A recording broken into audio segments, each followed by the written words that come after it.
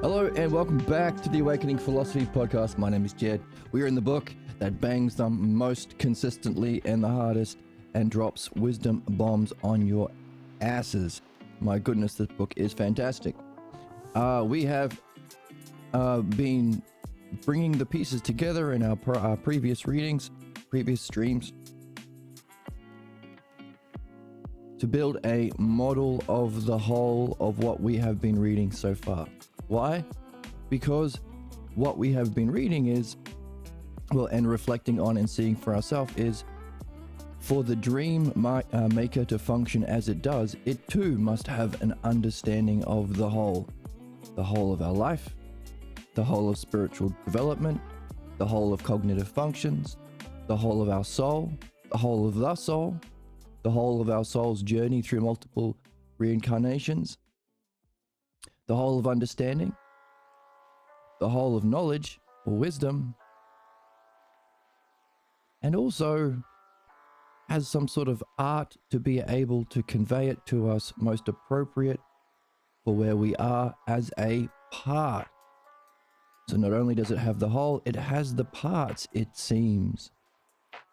So we have been collecting together as many parts as we can from the book, again, to read without interpretation or to see clearly, nothing obscuring our vision, no interpretations.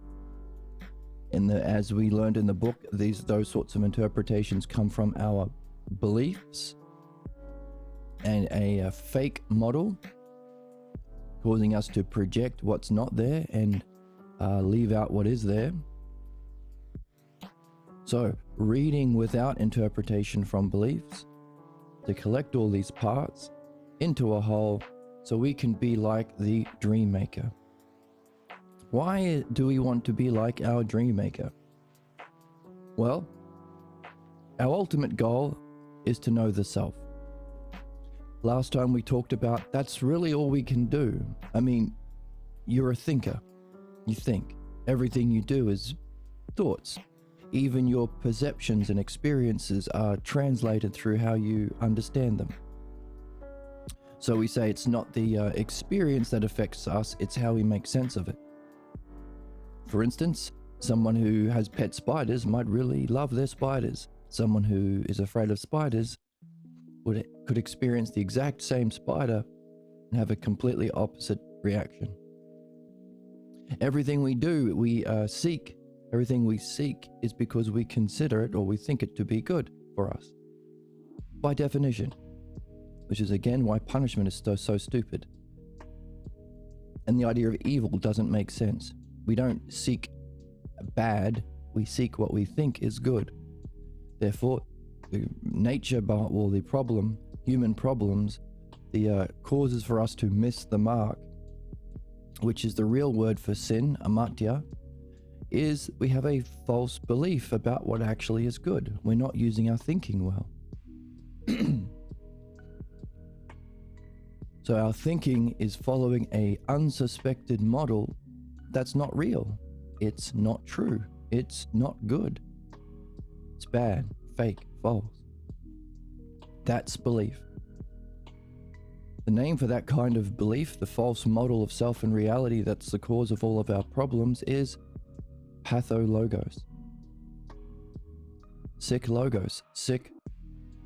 Well, logos is a key word because it means intelligible. Logos doesn't just mean logic or language. It's also directly apprehendable. So you could say the model is the logos all at once as a whole, and our activity is through the logos as well as parts, through thinking. So we either think and act through a pathologos based on a false pathologos model of belief, or, well, we don't want to do that. The only real thing we can do is follow the logos through actual thinking and understanding to reflect on the model of the logos itself. So we can know more directly the model that we've been using this whole time. And by the way, the model is itself defined as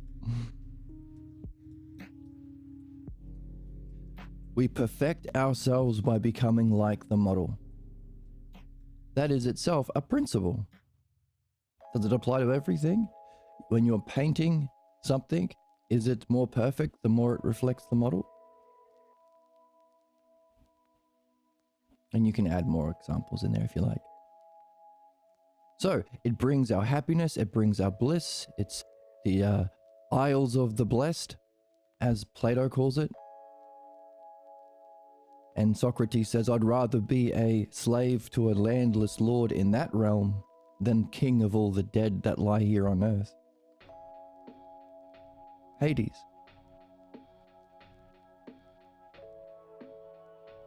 That's all we do. We're thinking anyway. And everything we think about whether or not it's going to be good for us, or whether or not it's actually true. And if the experience of truth and goodness itself is that model, and if the perfection of that activity comes with our ability to perceive the model, then the only real thing we can do with our mind is to reflect on mind itself, or the model. That's it. The model that our dream maker has, and the model that we are programmed to do. Well, I guess programmed, but we have a choice, of course. We can choose to do, or any other choice, we would have considered that choice to be more good, which means we have an unsuspected other model that's propelling us, which is what we call the zombie virus or the pathologos. I would rather eat brains than seek the mind, whatever a zombie might say. It's our one activity. Now, we could go a step further and say, well, actually there's two activities, because once you perceive that model and perfect yourself by experiencing the whole of all parts that the dream maker must have to function as it does, in creating our dreams the way it does, with an awareness of the whole of everything, or the model of everything, so it can guide us through our development and point to our problems, and it's the part of our past where we created our problem, the whole of our life. You can ask the question, well, hang on a second, for there to be a oneness of all of these wonderful qualities, excellence, it's the model of justice, that when we become a sane society, we must demand this as the model from every politician. We would never allow a politician to not have the model, just as we would never allow a doctor to not have the model of a healthy body. If a doctor came along and said, well, it's my belief that we should harm some patients, the way a politician says it's my belief that some people shouldn't have as much money as others, or should starve, or should have no place to live, or should be murdered, as politicians do, we would say, You're an insane doctor. You can't be a doctor. You can't be a surgeon. In fact, that would be the origin story of some sort of supervillain in a movie or anime. If a pilot says it's my job to only take some of the passengers of the plane to their destination safely, we would say, you are a crazy person. You can't be a pilot. Kings and clergy. Religion can say, well, I don't give a shit about the model. There is no model. It's just belief, pal. And it's my belief that we are the chosen people, and some people get to be slaves, be impoverished, be exploited through capitalism, etc., even genocided. Politicians the same. A sane society is nothing other than recognizing what we have seen here, that there must be a demand of that model that we can apprehend and understand, which is the only use of the mind. If the mind is seeking something else, then it's a mark of a kind of sickness. Again, a sickness. Not an innate badness like sin, but you're missing the mark. Meaning, go from sickness to health. Philosophical midwifery. So we can say another or a second use of understanding is to turn back on that false model to address the cause of our sickness and purify ourselves from it by comparing it to the true model. So you have to be doing the first one. Even if you're only interested in becoming free, you still have to be reflecting on the model of thinking to perfect your thinking, to perfect your understanding, so that you can use it to purify your false thinking and the false model that's the cause of human problems. Our current society is sick for no other reason that we allow that sick model of individuals to play out globally by them saying God wants it, in the thousands of different religions who claim that their personal beliefs are absolutes because of God, or politicians. Same shit. It's just that simple. It's just that simple. We don't have any politicians who value the model as a pilot does, or a doctor does, or a surgeon does. And we don't have a culture yet who has recognized the significance of the model, even though we've been playing out for hundreds, if not thousands of years, the implications of belief. In other words, how many times do you have to get a reminder to pay attention to the logos? Now we can say the same thing about our dreams. How many times do you have to get an alert, a nightmare, a negative dream, to wake up and pay attention to the dreams that are being sent to you to help you? And the help that we're getting is nothing other than those two things. A help in perfecting the excellence of your mind and thinking, or a help in removing the sickness. That's it. Now, actually, we can go one step further and say, hang on a second. Remember how we called that model oneness? And we have a long list of excellences that apply to seeing that model, to achieving that goal.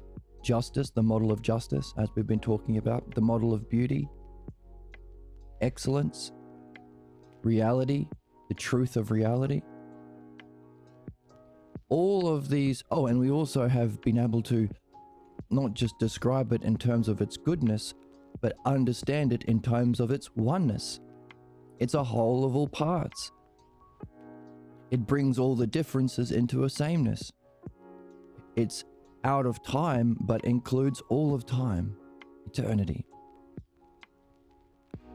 It's completely infinite, but completely limited or self-contained, a oneness. We also describe it as truth. It's not false, it's truth.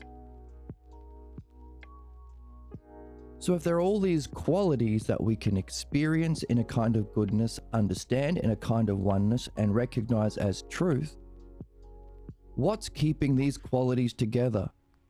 For there to be a unity or oneness, there has to be some prior principle of one. For my shirt to have blackness, there has to be a prior idea of black.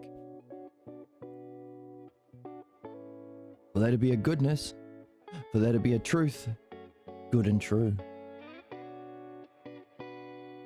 For there to be an experience of the model that we use, the one activity we can really use our mind for, to reflect on the model of what we've been doing,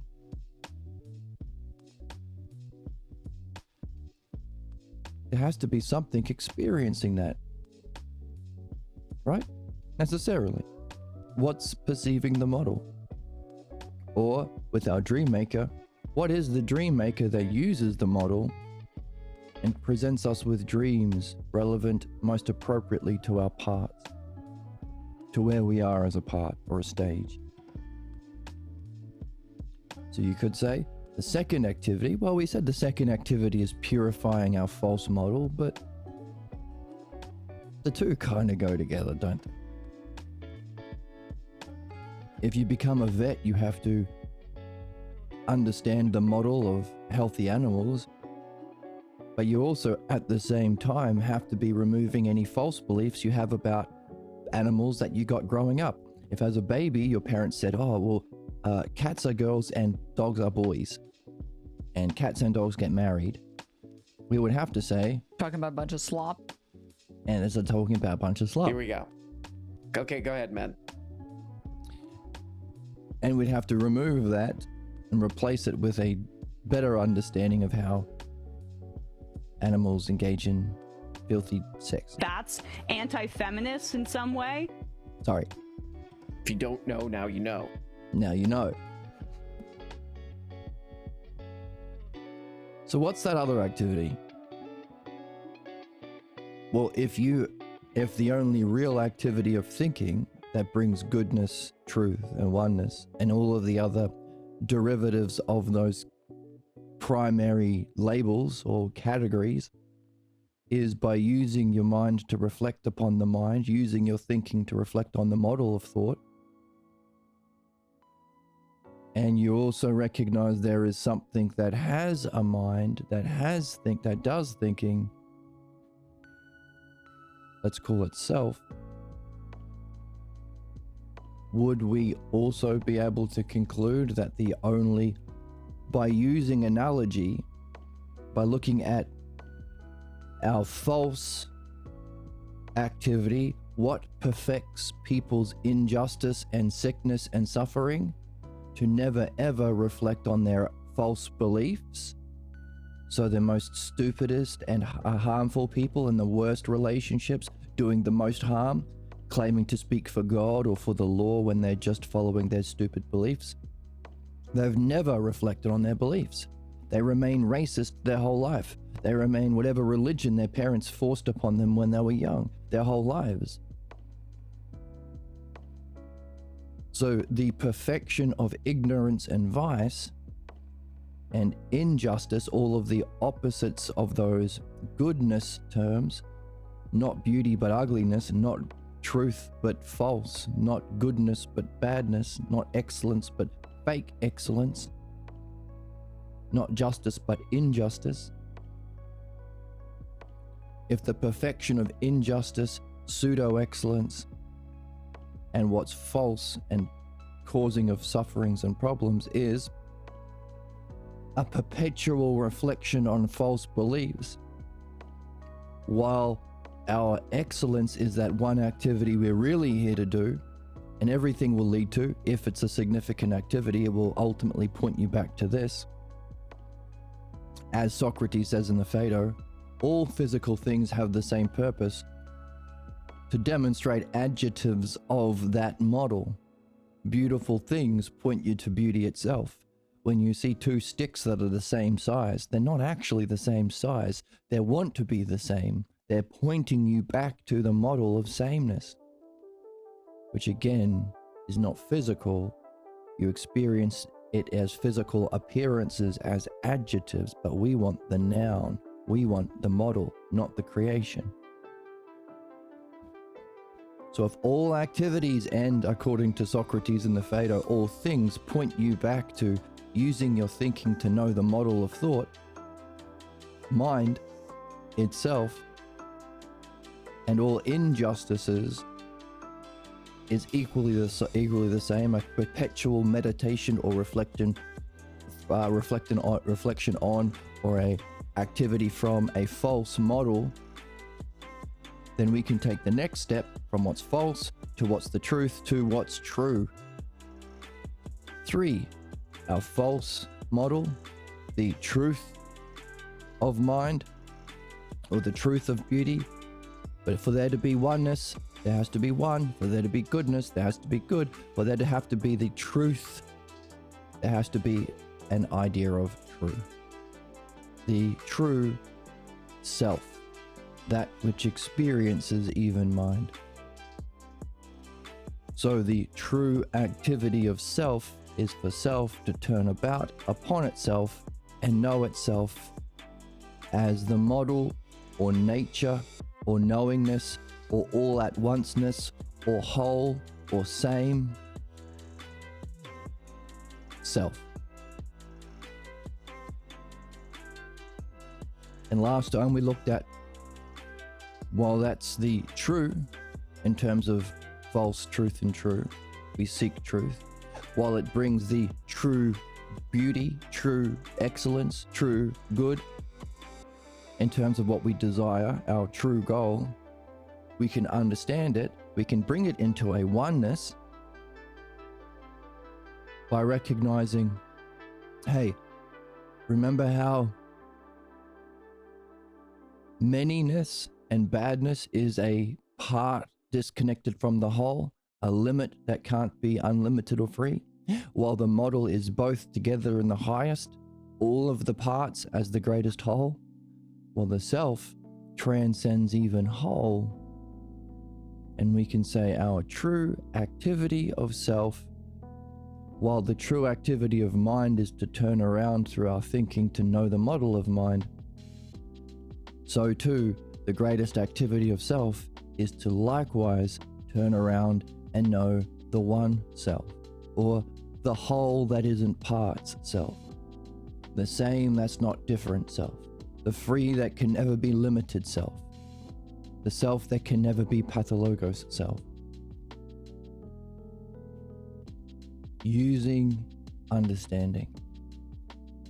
The highest activity of self and the highest activity of mind that we have seen last time is really the only activity of mind. And you can throw in a third one, purifying the false model. And we represented it with this.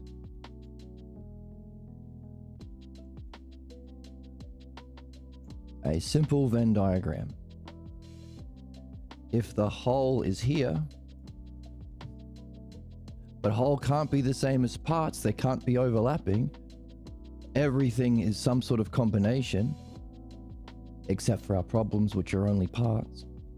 So there is an overlap between parts and wholes, but there must be something that makes a part by not touching a whole. There has to be something that distinguishes a whole from part, so they're not overlapping circles, so that one is greater and the other is lesser. Our mind is in this realm. Our thinking that can revert upon the model. Our problems are in this realm, an activity of our problems that revert upon the false model, the imitation, and both of them have to reject what's good. So beliefs and thinking based on beliefs are necessarily and by definition in opposition to goodness and the good, truth and the true, oneness and the one, all of the goodness, all of the kinds of goodnesses, all of the things that we represent with truth, all of the kinds of onenesses. It has to be opposed. Otherwise, you would abandon the false model, believe some other jabroni, and you would see it for yourself, and you would understand it for yourself. Seeing it for yourself, we call knowing with a capital K, because it's a unique kind of knowing, or we say nous in the Greek, that's even better. This kind of use of our thinking is understanding with a capital U, to distinguish it from any other kind of thinking, or dianoia. Nous and dianoia together is wisdom. There is wisdom right here.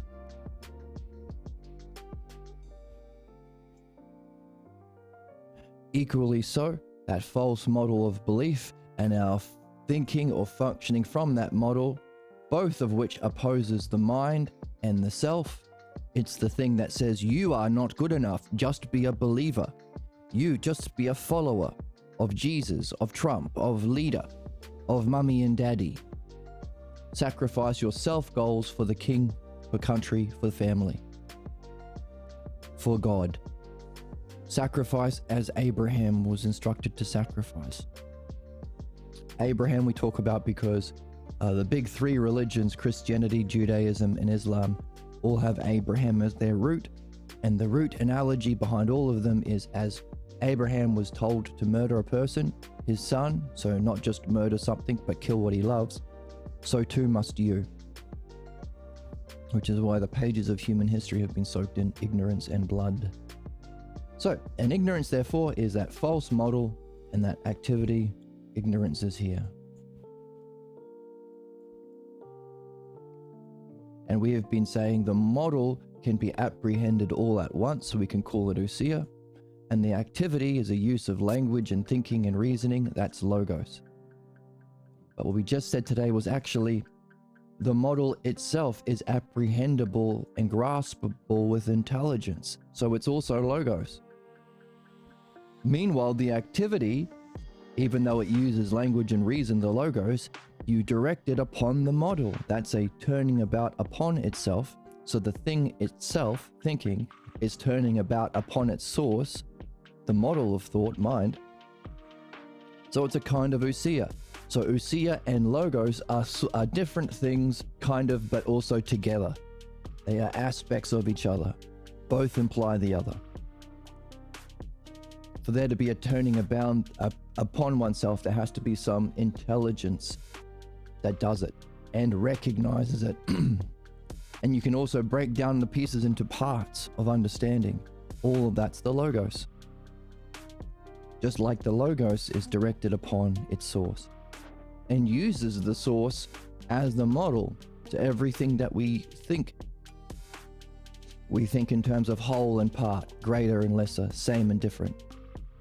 So the model is the source of creation, experience. Everything that exists in creation has to be a whole and part, same and different. In experience, same thing, everything you've experienced. Perception, can you perceive it unless you can distinguish whole and part, the same from what's different, the foreground from background? But also it's necessary for cognitive development, evolution, and spiritual growth. So this very simple Venn diagram maps ignorance, the two cognitive functions or thinking and belief, a materialist thinking or parts that reject the whole, the establishment Dems who try and say, we're not going to do anything, we'll let the believers take over because there is no paradigm.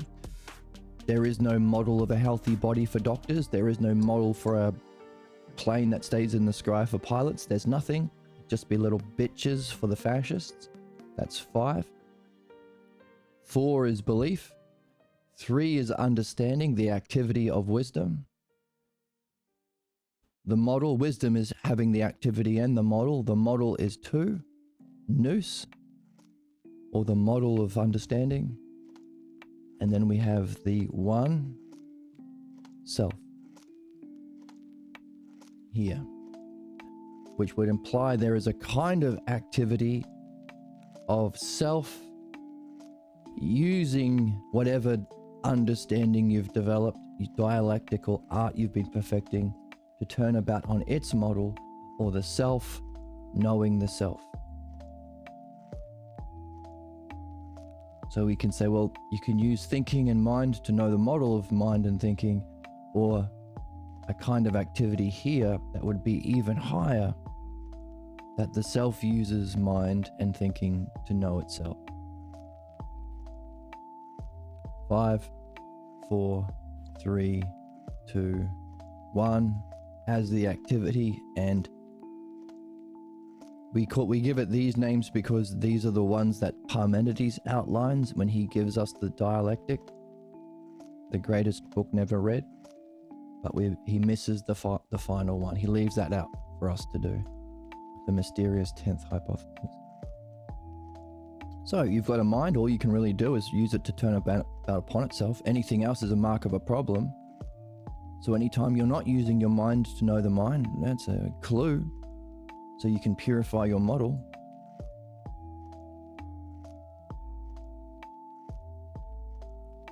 And then eventually you can use your mind to reflect on that mind and say, hang on a second, for that to even exist, there has to be a self or a cause for that. So using your mind to know the mind and the self,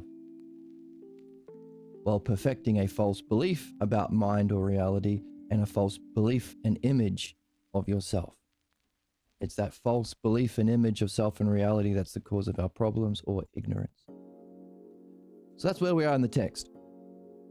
So now that we know the two real activities we can do and the necessity for the third, purifying the garbage, we know we can take that understanding with us to motivate our continuing to read and understand dreams, while at the same time recognizing if there is a dream maker that knows all of this, the model of the whole, and uses it to help all of the different parts in the world, every human that's ever existed that's dreamt, and even some animals dream, and it has some sort of desire to use two together, providence, care, love, true love, or true care, we would say, providence. Not only do we see now the significance of understanding our dreams, considering it guides us on those 1, 2, 3 activities, it knows all of the parts, so it will give you what you need to do those 3 activities. But also it itself is a demonstration of where we want to be. We want to have a knowing or recognition of the self here, an understanding of ourselves here, an understanding and knowing of the model, and to be able to providentially relate to each part at any time, at any place, immediately, without even thinking or planning, because that's what it means to see through your understanding. Just as you don't have to think about each word you use once you understand English, we want to have this immediate excellence or true excellence, true excellence, true justice, using the model of truth that can also purify what's false. In other words, it's the most important thing to listen to the messages from your dreams for 1, 2, 3 reasons, but also for the 4th, it seems to be the self that we want to be ourselves. So we can use this dream maker as a model for our true excellence of self. Pretty neat. That's where we are. That's where we are in our reviews. So I don't know. Oh boy, that is a little weird. It's a little weird, but super important and good and interesting. Especially considering it's really the only, well, you could say reverting on the model, whether it's the model of mind or self, is the one activity. And you could break it down into those 2 different parts. And then you could also say, well, you can't do that unless you get the pretender off the throne, unless you remove the false model. So there's really 3 activities. Our dream guides us for that 1 or 2 or 3 activities. I like to see it as 1 because it's just reverting upon the model. One activity we're here to do. While also, the more we listen, the more we can become like the dream maker, which is our ultimate goal anyway, because it seems to be the true excellence of self. That's where we are. Exciting. We've understood all problems. We've understood wisdom and excellence. We've understood the true meaning of life, or the true ultimate goal. Very good. Very good. Did I mention that this book bangs? What if a chimp had a cell phone? Who would he call? No thought about that, but I have thought about how good this book is. Oh my goodness. You see why we say it bangs the most? All right, let's jump in.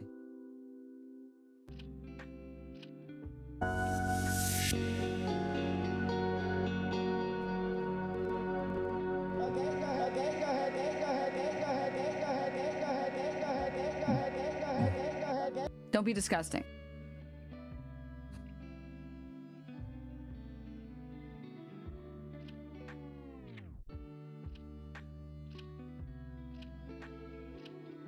So, all of those questions in mind, how do we do that? That one activity that all activities fundamentally point back to? How do we know the model of thought? How do we apprehend the whole of mind? And how do we know the self?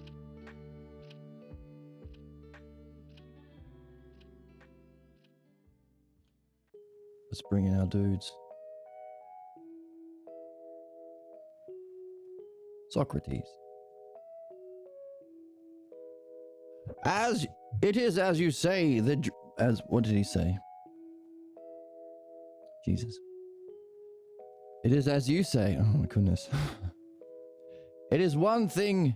Okay, here we go. From the top. You are bringing the logos to dreams. So this is, and by the way, we recognize the logos as the activity of thinking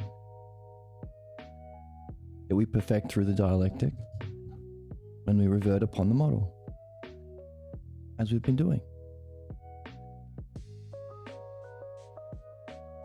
But also that model has to be understandable. That's why the ceiling fan isn't on. One sec. So the logos is the activity, but also is an aspect of the model. Just as ousia is also the model, but also is part of the activity. You're bringing the You're bringing the logos to dream, Socrates. So this is the way you uncover enlightenment experiences that have been forgotten or have been ignored or forgotten by the dreamer. Now we have the model for the two classes of enlightenment experiences. Demystifying the mystical. Unwoo-wooing what materialists can dismiss with woo-woo. Sharing with everyone what the Shaolin monks and the Zen Buddhists and the Taoists blah blah blah blah blah. You don't have to shave your head or wear an orange robe. It's just understandable for everyone. Win, win, win, win, win. Here is it. This is the one. This is what the Taoists reach. They have the yin yang. And then there is this. So that's wisdom. But also there is the higher kind of wisdom, or the kind of phronesis, is what Socrates calls it. The knowing, the pure, clear knowing of the self. As Diotima says, to be as immortal and a friend of the gods as any man can be. Or woman, of course, Diotima, Penelope. Diotima taught Socrates. Penelope had to be smarter than Odysseus and all of her simps. So, this, because it's a pure, a transcending of qualities. Those familiar with the band Nirvana might know the word nirvana, which is often talked about as a kind of emptiness. But of course, we can understand it even better and say, hey, Buddhists, get that logos in your pocket so you can recognize the self, the model of self, and so you can not just sit there in emptiness, but have a kind of functioning or activity of self. Just as it's one thing to have that brilliant light of being experience, which many people have had in many different ways, but you have to perfect it so you can function through it with understanding, which is what we're doing here. We are using understanding as therefore the ultimate or the highest spiritual discipline,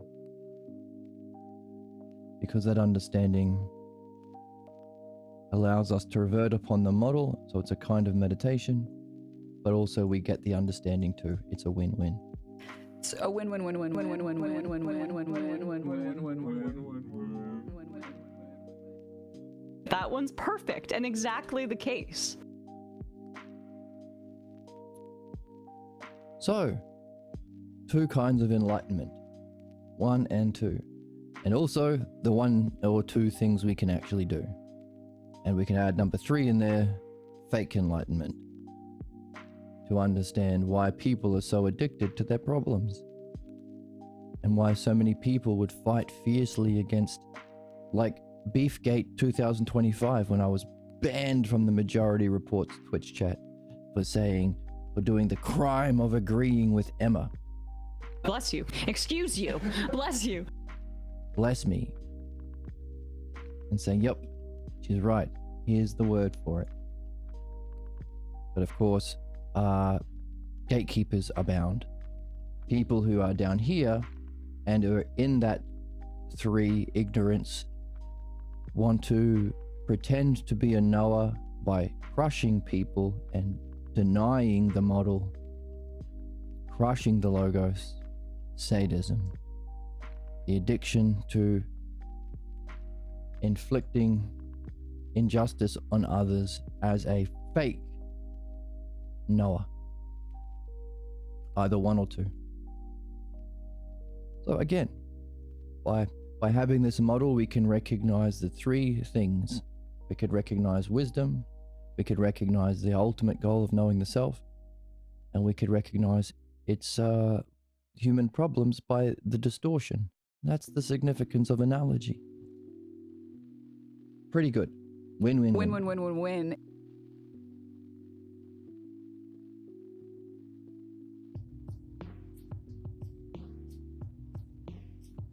And we might have a taste, as those are the 3 things, that's it.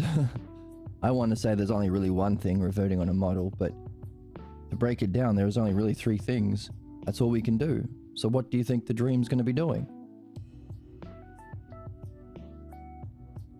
That's it.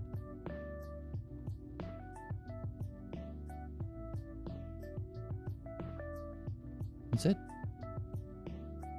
It's going to be talking about those 3 things, which means that we can have enlightenment experiences 1 and 2 that have been forgotten or ignored by the dreamer. It is one thing, says Socrates, to have the taste of enlightenment, and another to be in full union with it. Upon analysis, the briefest state that could have easily been overlooked can bring insight into the nature of self and reality. 1 and 2, or 1 and 2.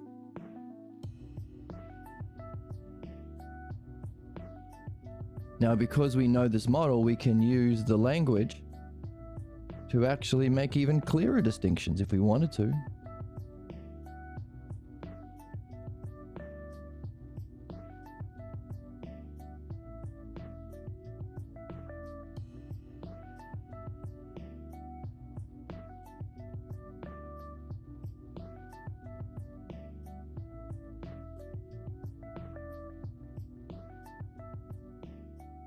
We could say, well, hang on a second. We could describe it in terms of the excellences, but distinguish this fake, this the truth of reality, and this true reality. So normally they say, well, this is the experience of reality, and this is the self. So mind and self and reality. But you could actually say, well, technically, that's the truth of reality. That's why we call it reality. But if self exists in a unique kind of a way, different from anything else, then that's still real. So it's true reality rather than the truth of reality. Or true excellence rather than the truth of excellence in the model. Or mind.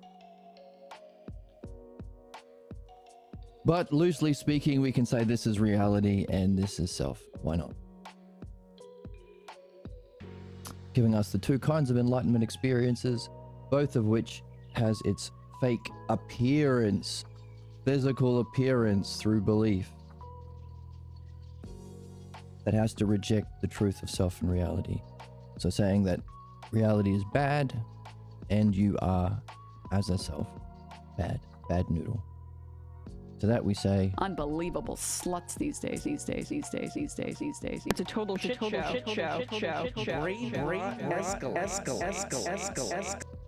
you say all that.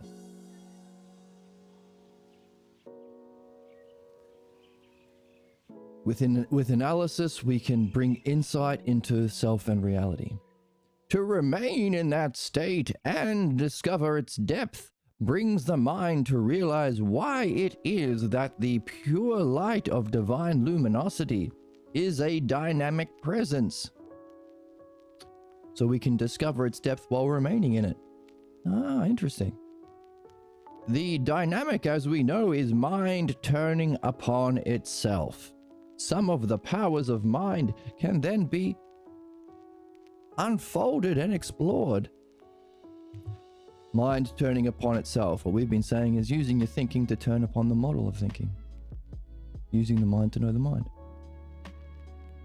Yes, it is as you say, says Jesus, and wondrous it is to be sharing it and exploring its depth. And cheers to you, because it is wondrous to be able to explore this with whoever it is out there in internet land who is following along as best they can, having as much fun as they can, and taking with them as much as they can. Because as we've been saying, this is the one thing we can do.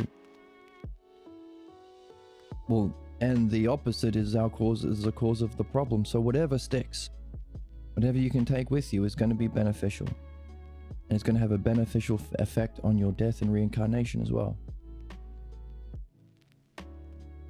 So, although I do not have 50,000 viewers like Asmongold and Hassan Piker, to them we say, Literally no one has ever experienced joy ever. in a way, the oracle is always right, so we have to think about that one. There's only two options at the end of an argument. One, you're wrong, but now you always get to be right about that topic going forward, so you get to learn something, which is always a plus. Or two, you're right and you get to revel in being right. Win. Freaks. But I want to be clear, I'm not AI. No one on my board is AI. And especially not me. Yeah, so it is remarkable, and I do appreciate the opportunity to share with whoever it is out there, because that does allow me to be part of the Dharma tradition as well. Just as we say, we take with us the consequences of our justice and injustice. Usually it's injustice. The problems that we have failed to reflect upon. But being able to share the method for that reflection, the one thing that brings balance to this cause and effect, learning. In other words, it's not a just universe unless there's a potential to remove the negative effects, to leave Hades and gain heaven, gain good effects. That learning is what we're doing here. By reading this book, learning how to read this book, and having fun putting it all together.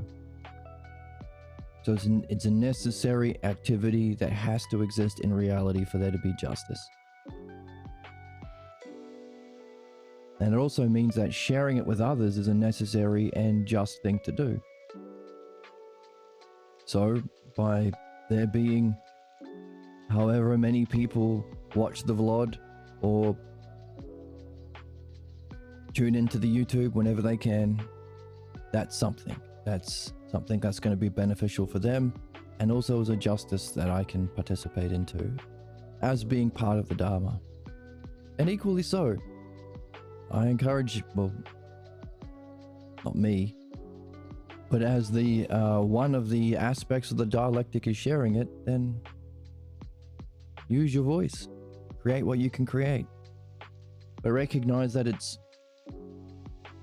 might be challenging because everyone begins at the ignorant stage, which we've understood is to reject the logos. What Socrates has mentioned in this book is, well, even though the issue is people rather be entertained, if you can make something entertaining And if you can present something, here's another thing he shared, beautiful and harmonious, that might be a way of you sharing it and might get through, which will have a just effect on their lives and reincarnations and your own. So, yeah, I agree. Wondrous it is that we can share it. One sec, I'm telling you.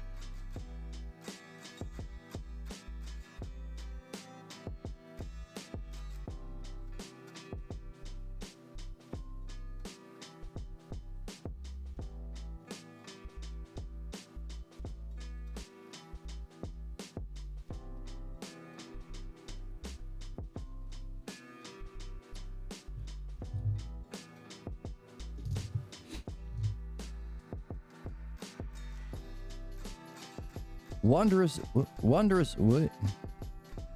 it is to be sharing it and exploring its depth.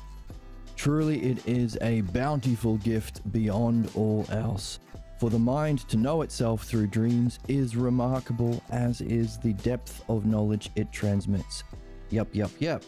We say to that. The primary purpose of pools is not to murder. It is for enjoyment and cooling off. I knew that already. It is as you say, Jesus, for the dream maker has an astonishing knowledge of the dreamer. It must know their spiritual path and what stage the dreamer is in for the dream to have the impact it has. The dream maker must have, as it were, a spiritual map.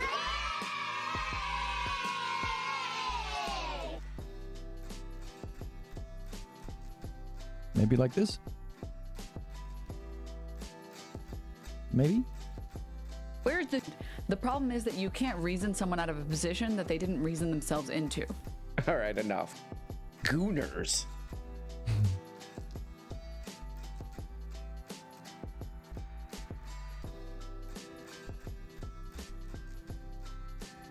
A spiritual map within which to fix each soul's struggle and to know what is needed to bring the dreamer to realize the blocks they face. Notice, you have to realize. Having the model is one thing, but it's for you to realize the nature of your issue, to become free. But also, we can map to this. We're missing a circle here. Might as well put this other circle in here. Even though it's still the activity of thinking, we could say that there is another circle here. But within this map, we can recognize that whatever struggles, there is a level to which we can recognize them. For example, if you think that if you're down here and you think there is no hole, would you feel kind of lonely or empty? There is no meaning. There is no self. There is no mind. We're just physical stuffs, chemistry. All love is just serotonin squirting in your brain tissue. Would that feel a certain way? Would that come along with certain problems? Equally so, if you're here, there's a belief, but you can't actually know it. And the belief requires you to accept all these limitations against your own thinking and understanding. Would that come along with problems? Would that mess with your head a little bit? Grifter? Would you become a grifter of others who are facing the same confusion? So we can recognize that there might be many different kinds or variations of problems or parts that can be affixed to the whole of that particular stage, which is itself a part within a greater whole, the spiritual map. It's a win-win-win-win-win. It's a win-win-win-win-win. It's a win-win.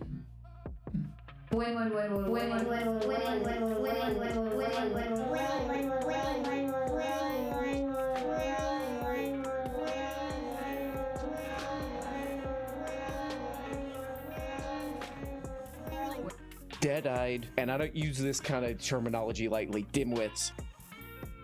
Sorry.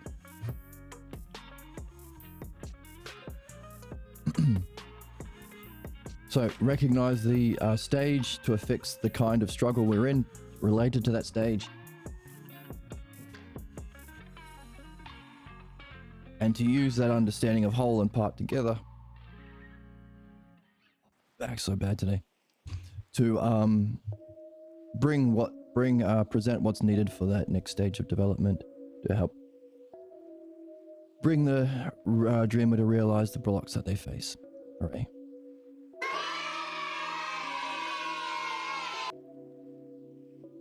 It is the most profound of knowledge, says Jesus, and reaches as far as the boundary of experience. In what terms do you describe it? To benefit the soul in this way means the dream maker must possess an art of dreams. There's our art. If we're here to do anything, it has to be a learning. It has to be a learning we take with us. Therefore, it can only be a dialectic or the understanding. How to use understanding for reflecting on the model, reflecting on the self, or removing problems, which is the distortion of those two things. Necessarily, it's all it can be. But because it's understanding, it continually develops. It's infinite. You can make more connections, help more people. Meaning there is a development, and as soon as you can use it to benefit someone, mastery. And when you use a developed skill that you've been trying your best to master to benefit, you've got an art. That's the Greek definition of art. Has to benefit. Needs a model, needs an application to subjects for their benefit. It's an art. The dream maker must possess an art of dreams. To possess a knowledge that understands the present plight of the dreamer and offers a way to resolve that problem. Knowledge and understanding. Model and activity. The present plight of the dreamer and offers a way to resolve the problem. Problems are solvable. No punishment. No punishment. For the betterment of the dreamer, we benefit by this game. Means the dreamer possesses an art. There we go. Our definition of art. Here we can see that, so knowledge, understanding, solving the problem, provides benefit. Here we can see the doctor of the soul at work. Now because we have understood the model of what it means to be a dream maker, we can have fun. Where's the joy? Where's the whimsy? Where's the childlike wonder, dude? We can have fun expressing it through analogy. As the dream maker is a doctor of our soul, as a medical doctor or surgeon is a doctor of the body, so too we can analogously have fun pointing to a dream maker being the doctor of our soul. Here we can see the doctor of the soul at work, making a diagnosis of the soul's condition, presenting the soul with the means for its own treatment, and bringing the soul to understand the art. So, let's have fun. That's what it means to be the self, because remember, this is the art we're here to master, to perfect the soul's journey to mind and self. Analogously, it's the doctor of the body. But what else can we say? Hey, do we live in a society, so therefore politicians? So instead of, what do you believe, asking by modern reporters, we should say, no, that's you losing your job. Get a different job. You have to ask this question every time. Politician, what's your knowledge and understanding? Spam. I hate to have to tell you this. That was fake. That was AI. But you shut up. You shut the hell up for a second. You're not real. Spam. But that's funny. It's like the whole business model is like, hey, we can trick the platforms, and then hopefully we can trick people into thinking that these are real people to do like this. Shame on you, Spam. But you shut up. You shut the hell up for a second. You're not real. Politicians, do you have a knowledge of the model of the health of the human soul in society? Do you have an understanding of its parts? Can you find a way of resolving problems that better everyone in society? Therefore, can you make a diagnosis of the condition of the state? Can you present the means for the treatment of that condition? And at the same time, can you present it so we can all understand the art ourselves, so that we don't get scammed by fucking politicians who are scam artists that trick us by appealing to belief. Now that's the model for what it means to be a journalist or a reporter, an interviewer. What's your diagnosis? What's the condition? What's the treatment? How could it benefit everyone? And how can we understand the art? That's a metaphor. What we are doing now is the soul. Who cares what politicians do? I mean, we care, but doesn't matter if no one gets on board. If I don't get the 50,000 views from Asmongold and Hassan Piker that I'm due, that I deserve, we can still do our own work individually with whatever time you've got.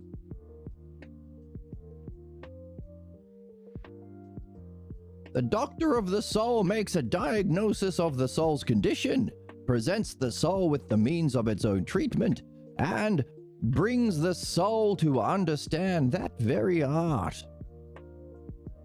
For this way of doing philosophy initiates the dreamer into the questions that can revert the mind to explore the mind. There we go. The one activity we can do with mind, really.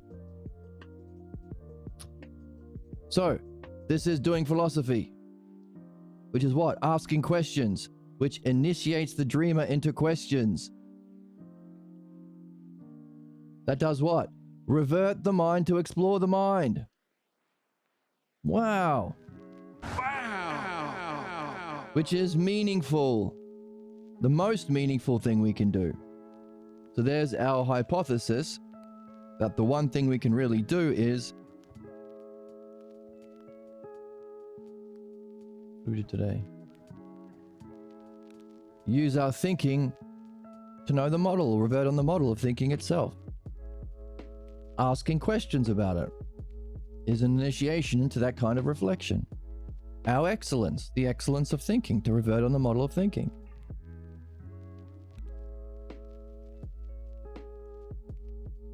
Wow, wow, wow, wow, wow, wow, wow. The same or similar questions can be carefully applied to all dreams. Same or similar. The questions are a pathway into the mysteries of mind, as it unlocks its secrets. Interesting. Questions are a pathway into the mysteries of mind, which can allow us to unlock the secrets of the very mind we are using. Wow. Wow, wow, wow, wow, wow, wow, wow, wow. No answers, only questions. I like the idea of a question, since it means one is on a quest. I'm looking in an adventure. You're a wizard, Harry. You're a wizard, a wizard, a wizard, a wizard, a wizard, a wizard. You're a wizard, a wizard, a wizard, a wizard, a wizard. You're a wizard, a wizard, a wizard, a wizard. You're a wizard, Harry. You're a wizard, Harry.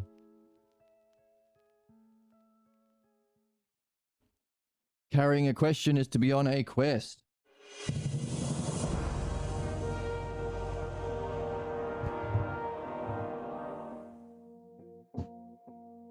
By the way, what do believers do? Do they have questions? Or do they shout their answers belligerently at passers-by in the street and threatens Dalmatians, threaten puppies, threaten damnation if you don't believe their bullshit? Just like punishment, just like parents, just like politicians, just like clergy. Believe my horseshit beliefs. My fake model of knowing beliefs. But look how big my hat is, or how big my Jesus cross is, to reject your own use of the mind to know the model and gain wisdom. Otherwise, God will get you, or I will bomb you, or we will, etc., etc. It's the addiction to this fake model, that's sadism, that's the cause of our injustices in the world globally. Very simple model, very important to understand. Very good book to read. To keep a question and to ponder it and not to let go of it is the doorway to the true life of the soul. Holy fuck. Okay. Keep a question. Ponder it. Do not let go of it. That's the doorway to the true life of the soul. So not only are we saying that this is the only real activity we can do to revert upon our model of thinking, it's the true life of the soul. You have a soul that gives you the capacity to exist in time because it has a body, allowing you to do thinking. Which means by having a soul or a life allows you to do the one thing we can really do, revert on the model. How do we do that? Well, we're thinking. So we have a question, we hold on to it, we ponder it, we never let it go. That is encouraging our thinking, or that's the doorway to doing this one activity we can really do. What else is there? Life of the soul. Notice, no belief, there's no questions. Ask a question. What was God doing before he made the world? Inventing a hell for people like you who ask such a question. It has to reject thinking. It has to reject the whole. It has to reject enlightenment, the model. Believers, the sickness of the soul, the death of the soul, if this is the life of the soul. How interesting. I think it's neat. What do you think? These absolute dullards, borderline chimps, who want to kiss a fox. What? Literally no one has ever experienced joy ever. Joy ever. Joy ever. Joy ever. Joy ever. Really? Hey man, wouldn't some kind of future where people have all their whatever basic needs met of shelter, all this crap, and they could do whatever the hell they want, wouldn't that be good? No, it wouldn't. Oh my goodness. My soundboard is not happy with this conclusion. That's anti-feminist in some way. To keep a question, to ponder it, and to not let go of it is the doorway to the life of the soul. The craftsman of dreams only gives the dreamer materials for the dreamer to reflect on and to ponder. The task of the dreamer is to bring together all it has understood in a unity. That's our job. Reflect on our dreams to get these pieces to bring it together into a unity, just as we have been doing with the book, with these models we've got.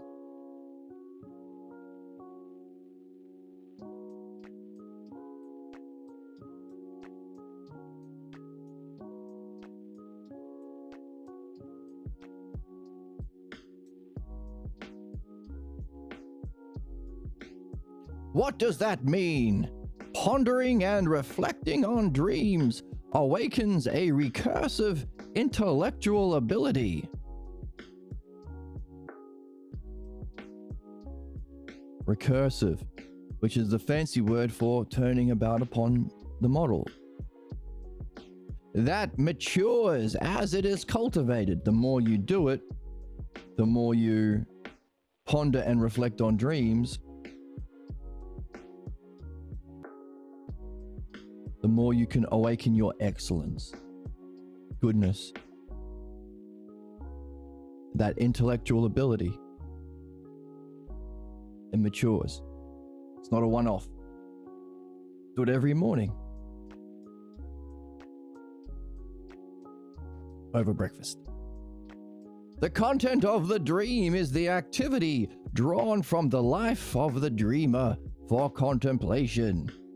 Wow, the content of the dream is the activity from the life of the dreamer that's being presented back to us as the necessary pieces for our contemplation to bring it to a whole. The dream comes while we sleep, so that it emerges from the darkness of sleep into the light of the dream and passes again into that darkness. Ooh, well, that's interesting. There's a darkness, and then a light of the dream, and then a darkness again comes and goes. Upon awakening, as we revert upon it and reflect, it becomes an object of contemplation. Contemplating the dream, which is a kind of recursiveness on our mind, but also mirrors what we said is the one true activity of mind, to revert on the model of mind itself. Interesting. Same kind of activity. Reflect on the model of mind, reflect on your dream. Out of the silence comes a voice worthy of pondering. Surely that is the same as in other things, isn't it?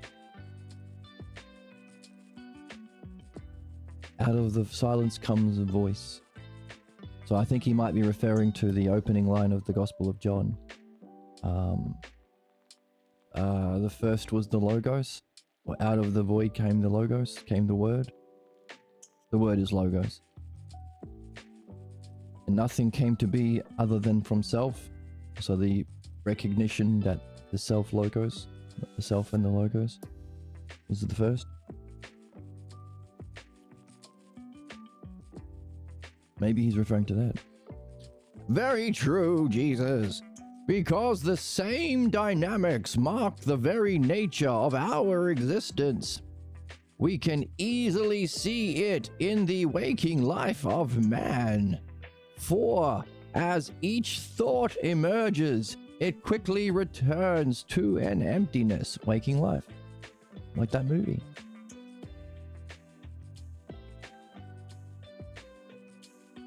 So the same dynamic is the very nature of our existence.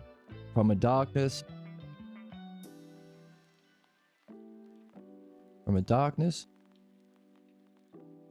into the light, and passes out into that darkness. We could even say, does each moment of a film work that way?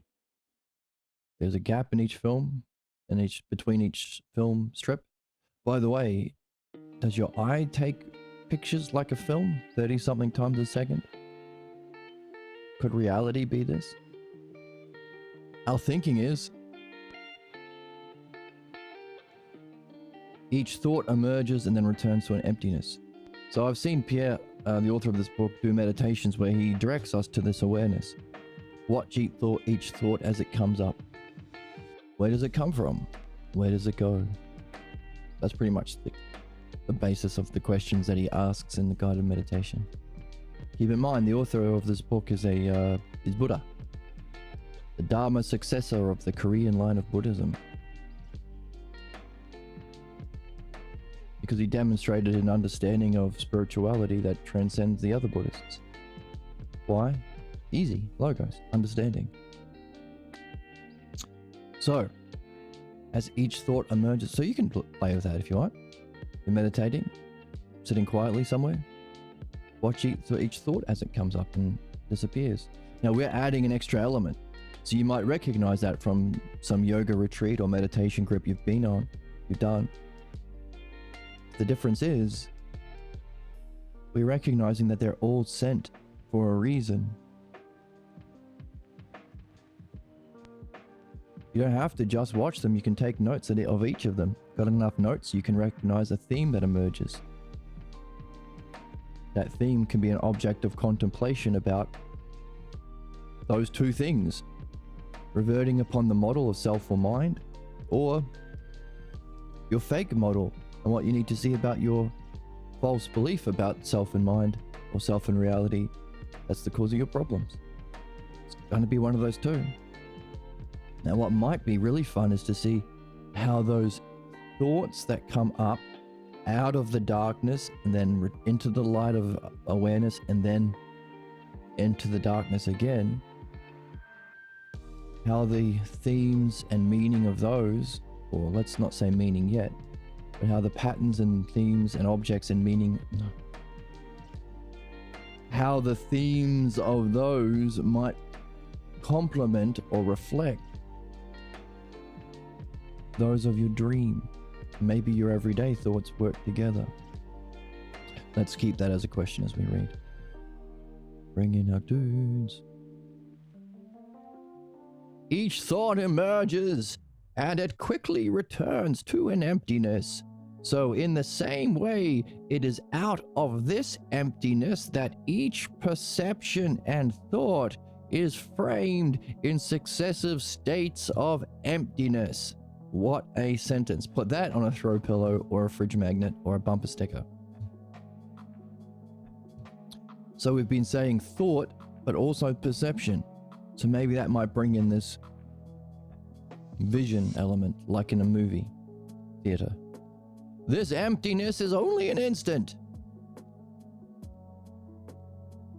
The instant is followed by the moment called the now. And then followed again by another instant. So now we have a name for the film strip. Right, cool. People say, live in the now, live in the now, live in the now. Live in the now? Live in the now, baby. You might say,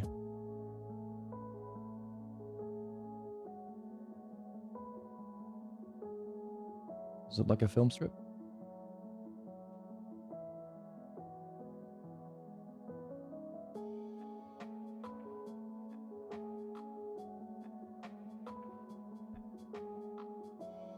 Like this?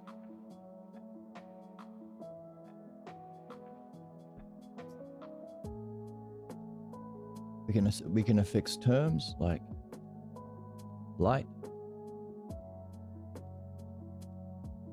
to here and dark.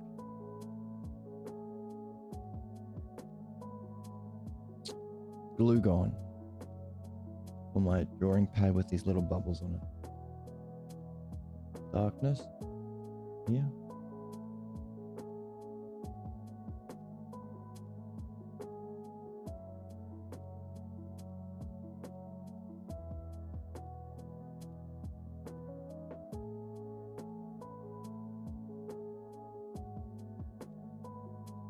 We also have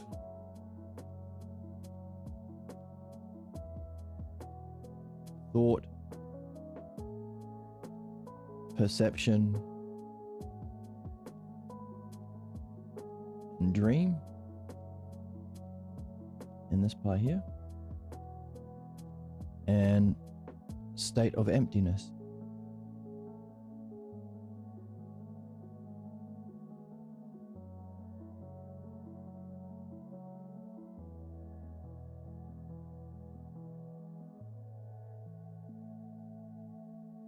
Here.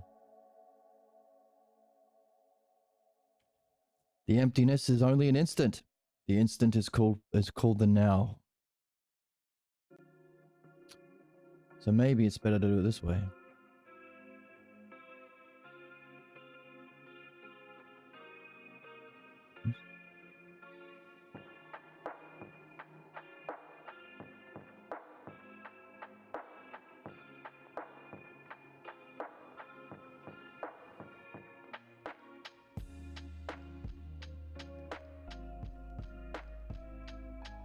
This is the now.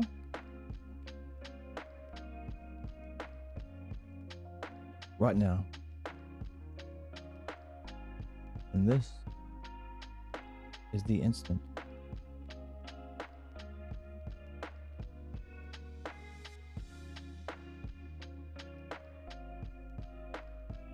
And as we say, we can have fun with analogies. Like a film strip, right? There is Spider-Man fighting Wolverine, and then there's a gap, and then there's Spider-Man and his punch is a little bit closer to Wolverine's face. And we infer motion. Just as we were saying yesterday, from physical experiences, we don't see the whole, we infer the whole. I show you the chicken, you infer it's a whole chicken, you only see the front part. You infer his butt. I said, hey look, it's a chicken. You assume, you infer it's a whole. Just as the cause of human problems are from physical appearances, which we infer the whole model. Oh my god, if I was having fun playing with my friend who's a woman, as a girl, and my dad came in and said, don't trust women, I can infer something wrong with me, there's something wrong with reality, because I would never have thought that. There's something wrong with women, I become a sexist, etc., etc. I join the Republican Party when I grow up, I become a fascist, etc., etc. You infer the whole of the model that your life becomes based on. Now what's interesting about that is, this model of whole and part, self, other, one, many, greater, lesser, same, different. We could also say in time and out of time. No. We're saying motion and rest. Let's save in time and out of time for now. I think we might be getting there in the book. Motion and rest. Or motion and rest. Which is which? Because we infer motion by static images that are at rest. So we can wonder, where can we put motion and rest on here? Considering we infer it, we infer motion with our mind. But we only ever see static images. Like our eye processes static images like a film. Let's keep wondering as we keep reading. Oh, but also, live in the now. What's the now? Here. Each moment as a thought or a perception or a dream comes into the light before, what was the word? Dissolving? Before returning, emerging and returning. So we can see a dynamic of emerging, like emerge, like oh my god, Goosebumps books from that meme. Emerging and returning.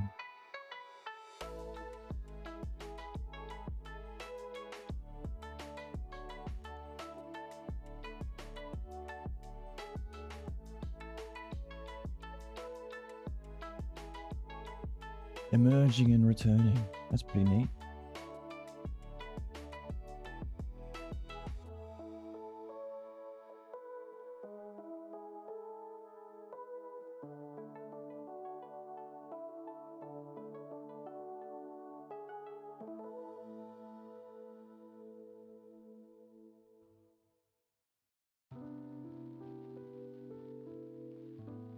Oops.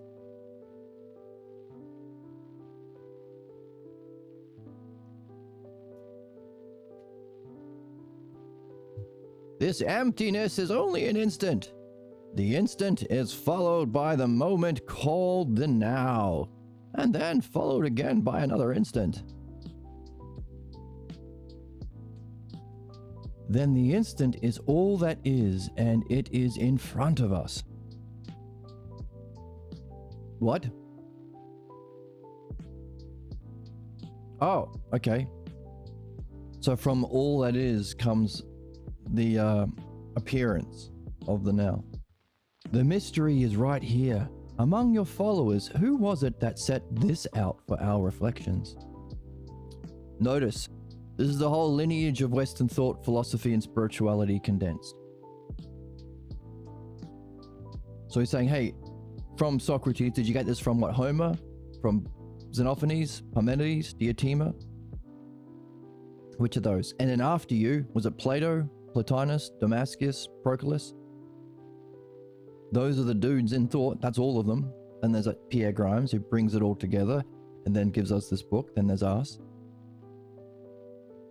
But hey, keep in mind, that's the paradigm. All other spiritual traditions will fit within that lineage or within that system as a whole. Like we recognize Taoist as that first enlightenment experience. We recognize Nirvana as perhaps that higher one, but without the logos. It's the paradigm, it's the model that the dream maker must have. Because you know who gets dreams? Buddhists and Taoists and regular Joes. It's for everyone. It's not, we're demystifying the formerly esoteric. But, you know, there is that problem we keep pointing to.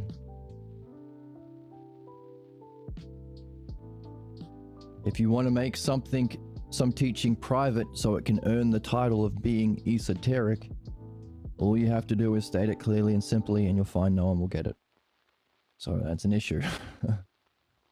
But who cares? We'll try and say it clearly and simply anyway because it's for everyone. I'm looking for someone to share in an adventure. It's not a one-person game. And also, You're a wizard, Harry. we're all wizards, Harrys. It's for everyone. Alright, where are we? Here we are. Oops. And my screen is paused. So let's play a sound drop. A space wizard farted out the universe. All humans are inbred from a single pair of humans, not once but twice. If you're a naughty person, you get tortured eternally in a pool of lava by a vindictive genocidal deity who loves you. Whore much?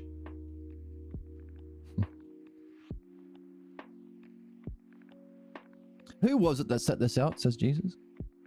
The first formulation of it must have been some time in the past, but it does appear as the third hypothesis of Plato's Parmenides.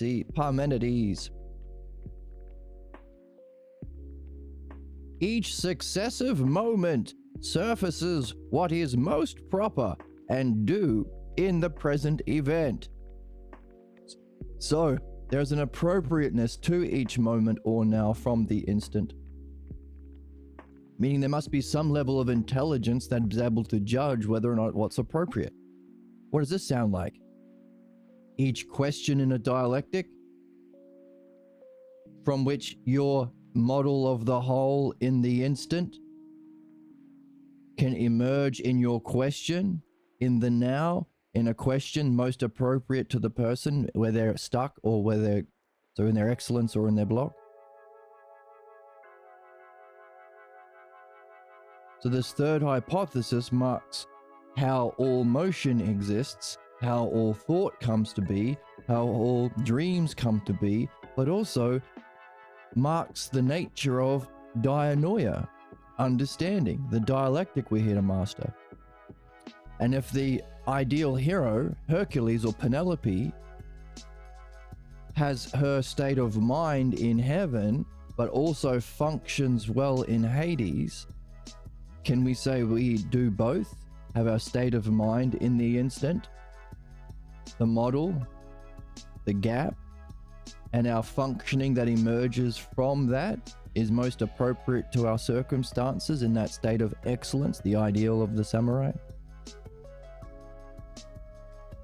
Is this third hypothesis not just the nature of each moment, thought and perception, but the ideal functioning of the dialectician that we are here to master? Maybe. It's a good question. And as we saw, having a question is to be on a quest. Alright. Play a noise.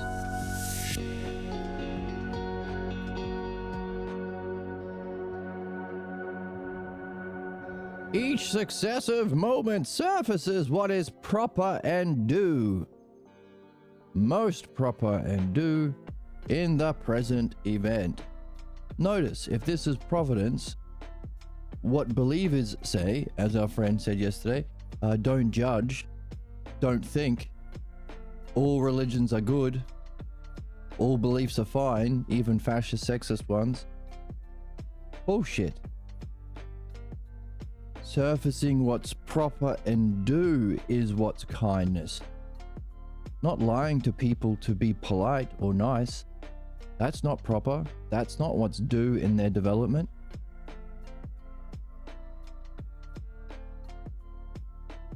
In that moment of instantaneousness, which has no qualities, comes all that is needed for the next moment's change and development. There we go. Not just change, but there is a movement or development. We are trying our best to revert on that model so we can surf that wave. The mystery of where the source of change and motion comes from is right here in front of us. It takes place in no time and without changing. Yet it is the source to no time, out of time. And the source of motion. It is without and change, without itself changing, and yet it is the source of change and development. It is out of the instant that the moment of experience arrives and returns to the source, which sounds like this model here.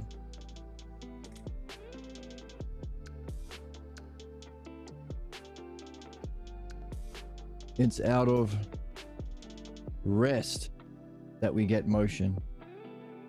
It's out of changeless or same that we get change or different. There are no qualities that we get qualities. It sounds like what we're talking about is this as the instant and this as the now.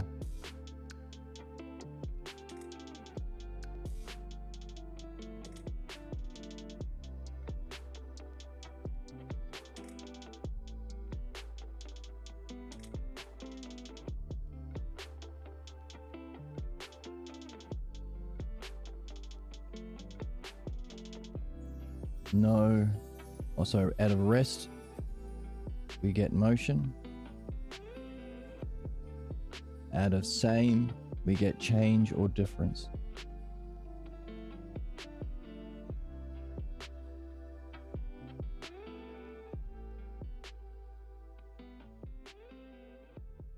And it's this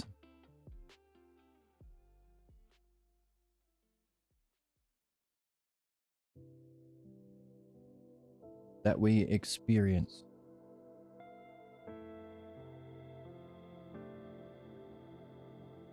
In the now. So, it kind of fits with, or kind of, it does fit with, this idea that, hey, if this whole and part, notice, we get our fake model from belief, which is physical appearances. So here is our rest and here is our motion. Don't get your model from motion. Don't get your model from the now. Materialists, imperialists, use your mind. Our experience, therefore, is the same or the rest emerging into the now, like a film strip from which we get our appearances and experience.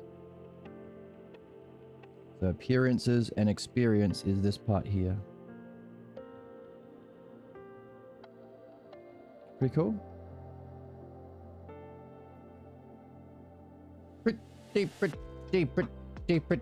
cool. So what? What's real?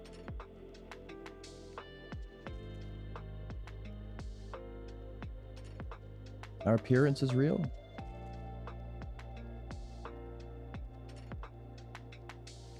See, what we're seeing in the third hypothesis, or film strip, is successive moments. But what we have here in this map is hierarchical levels of existence.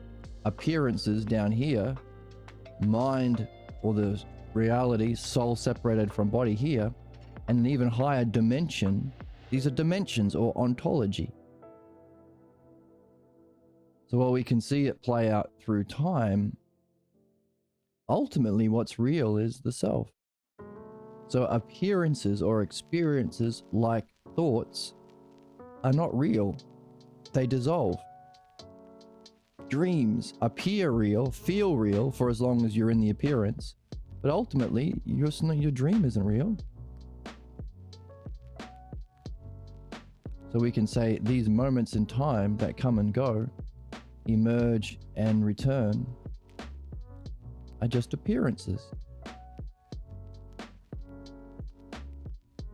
So our question is now, is it this? Is the gap this? The brilliant light of being? But it seems to have no qualities, so maybe it's this. Which is the gap? Is it this wisdom or is it this wisdom? Or this phronesis, we would say. Bring in the maps together. Out of the instant, the moment of experience, okay, arrives and returns to its source. So we're seeing the same self-logos pairs. Motion, rest, same difference, but happening through time, one after the other, rather than upward through dimensions and cognitive function.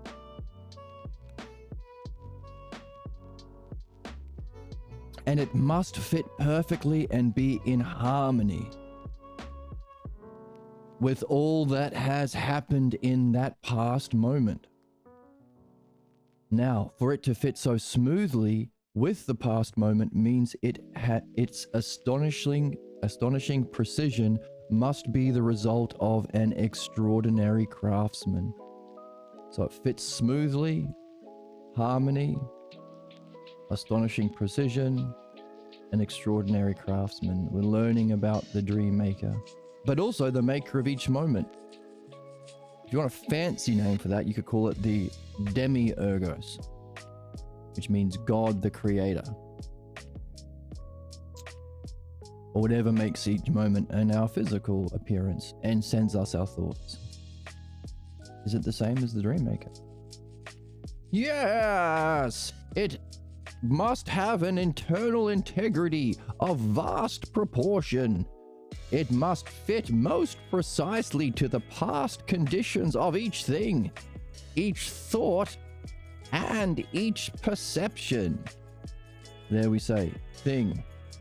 Notice we're saying this is understanding because it relates to, these fundamental terms relate to all creation, experience, and perception, and thinking. So I've already hit these three that he's talking about. Experience, perception, what did he say? Thought, perception, and thing. So thing, creation, thought, thinking, perception, right there, in which we experience.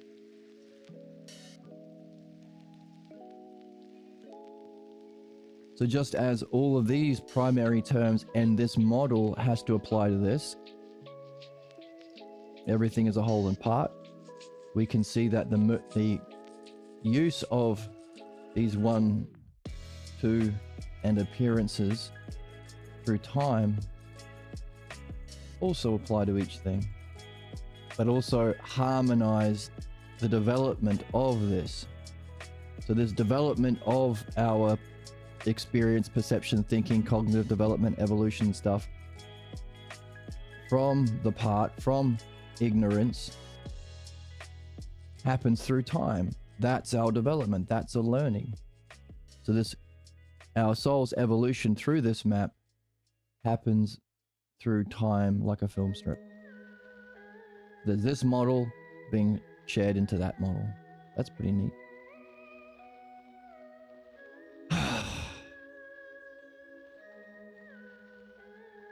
I'm sighing because this is pretty significant. Understanding each moment, understanding how thinking works, understanding perception, understanding the model that the carefully crafted and precisely harmonized moments are based on. The purpose, if it's to help us or benefit, like an art, this is the model of that development. Which is fascinating because the model of its development like this is also the model of the movement through time, but just like next to each other. Isn't this fucking interesting? And significant and meaningful? It fascinates me that no one else is talking about this. Almost no one else. I've complained about how I should have the 50,000 Asmongold and 50,000 Hassan Piker's viewers. That's 100,000 viewers. I feel I deserve them. And if you don't think so, Unbelievable sluts these days. that's you. You're an unbelievable slut these days.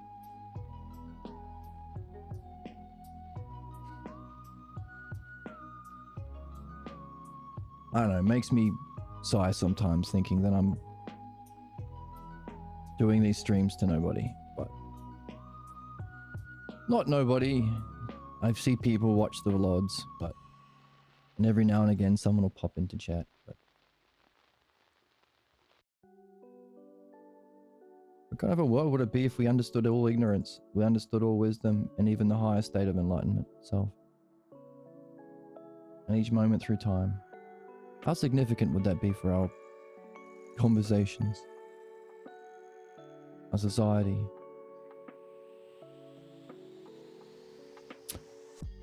Well, using this model, I would say that this moment is a kind of now. Even though there are very few people interested, it would suggest that there was maybe even less in the past. How long did it take us to pick up the Parmenides that we dropped with the beginning of the Dark Ages? Emperor Fuckface McGee, Justinian, Christian Emperor. End of philosophy, now let's do believe in me, bro. How long until we had another Socrates with Pierre Grimes? So, I guess we have to keep our chin up and realize, well, hey, the next moment maybe more people will be on board, and the next moment perfectly harmonized there'll be more, till eventually I'll have the 100,000 Twitch viewers that I deserve. And then they will all subscribe, and that will be money in the bank.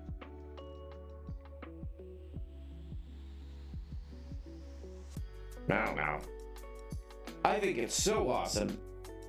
Well, if he thinks it's awesome, then we're okay.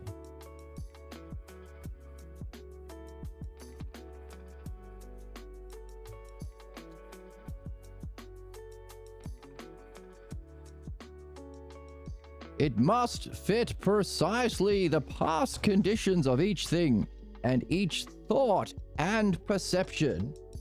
Thing, thought, perception. This model is a model because it applies to all of it. What it means to be a paradigm. And the name of the craftsman is, of course, the name of the craftsman is, of course, the logos. Holy fuck.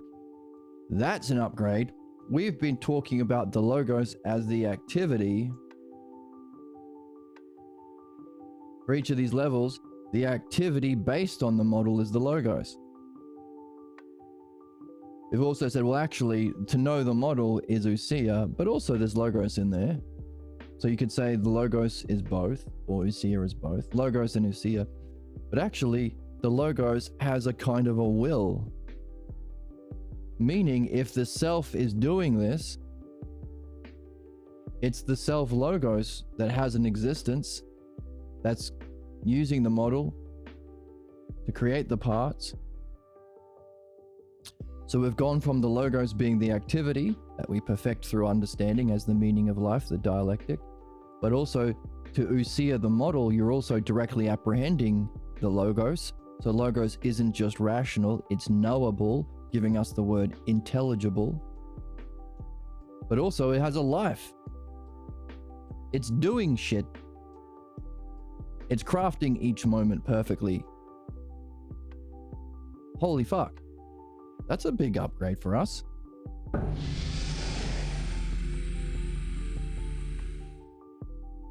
The name of the craftsman is the logos.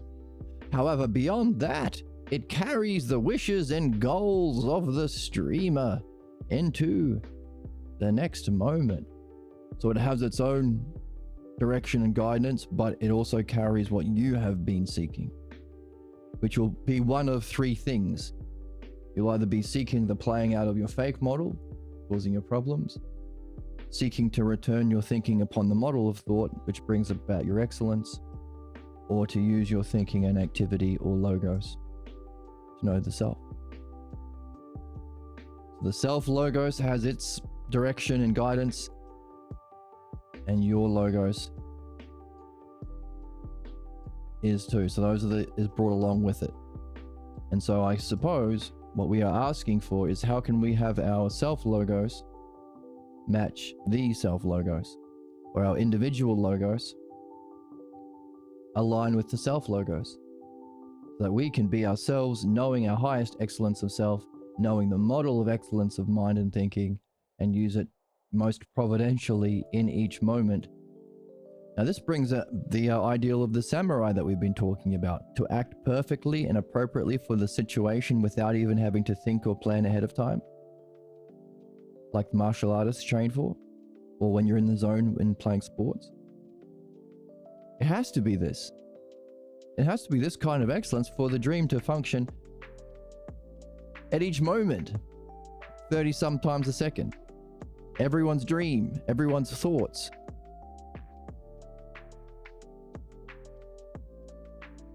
Demonstrating what we need to match our personal logos with the self logos, which is our ultimate goal. Holy fuck, that must be the excellence of self. The excellence of self logos.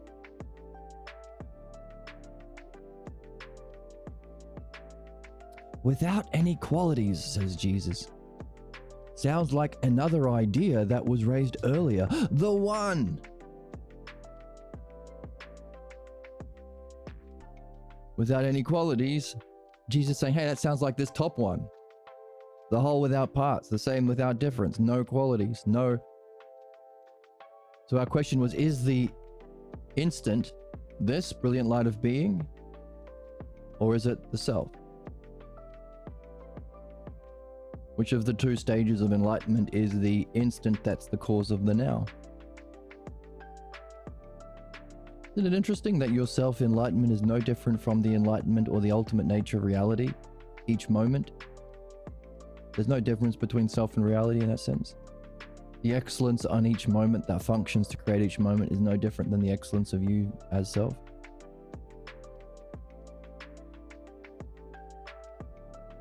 Considering it's just your development here, just on its side, like a film strip.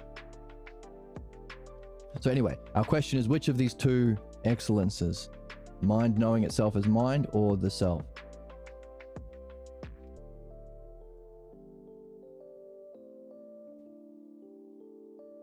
And it has to be guiding us, our personal beliefs or personal logos, to it, because, well, wouldn't your excellence be the ideal functioning? Can you think of anything more ideal than what we've been describing? Either in moments of reality and perception or dream making? Is it pretty cool? Is it pretty cool? Imagine people changing their positions and improving for the better. Imagine. Go ahead. Go ahead. Hey man, wouldn't some kind of future where people have all their whatever basic needs met of shelter, all this crap, and they could do whatever the hell they want, wouldn't that be good? No, it wouldn't. Oh, okay. I was mistaken. Let's keep it as a question. Maybe it would be good. And keep reading. Without inequality, says Jesus, sounds like another idea that was raised earlier, the one. Since you have returned to it, it may fit even more. So could you count this as a possible way of answering the riddle of how the one becomes many? How does the one become many? And emerging and returning from the instant into the now? Bringing along your wishes and goals and, what is it? Wishes and goals from your own personal logos to give you what you need to perfect it excellently to the self logos as stages of development, as therefore the ideal model of excellence and care and justice, providence. Is that how the one becomes many? As it is said, says Socrates, if relations are constant. This is our thing of analogy, right? As if relations are constant but terms vary, then you may have one dynamic throughout. So, we just might say that in a similar way, whatever springs from an emptiness and returns has the mark of generation. If the many is all that is, and moreover to say it is sprung in some mysterious way from the one, how can we say that the one and many are successive, so that in becoming one, its being the many is let go of? Woof. We'll have to reread this one. This seems like a wisdom bomb on our asses. Unbelievable sluts these days. I've been a bad girl. Whatever. Okay, go ahead. In becoming the one the many is let go of, and when being the many, the one vanishes. For in becoming both one and many, and in time, it passes through the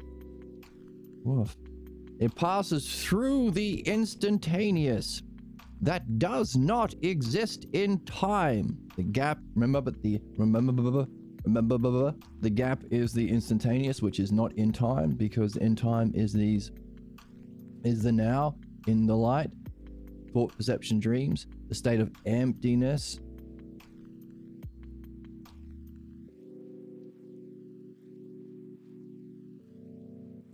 When becoming both one and many, and in time, it passes through the instantaneous that does not exist in time, but into this and out from this, the two dance the sacred dance.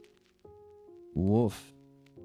We philosophers call Parmenides' third song his third hypothesis. It is between successive instants that the gap becomes the source of all change. The melody of that song runs through many sacred things, says Jesus. I am very pleased to hear of this. The gap is surely a most noble expression for the intelligible logos that binds together all things. The gap is surely a most noble expression for the intelligible logos that binds together all things. It's all one idea. Binds together all things and is the source of all. Yes, the gap does not have a temporal time existence, but it is through it that the continuity of each thing is assured. It is through this that the next event has been shaped to fit uniquely into the moment.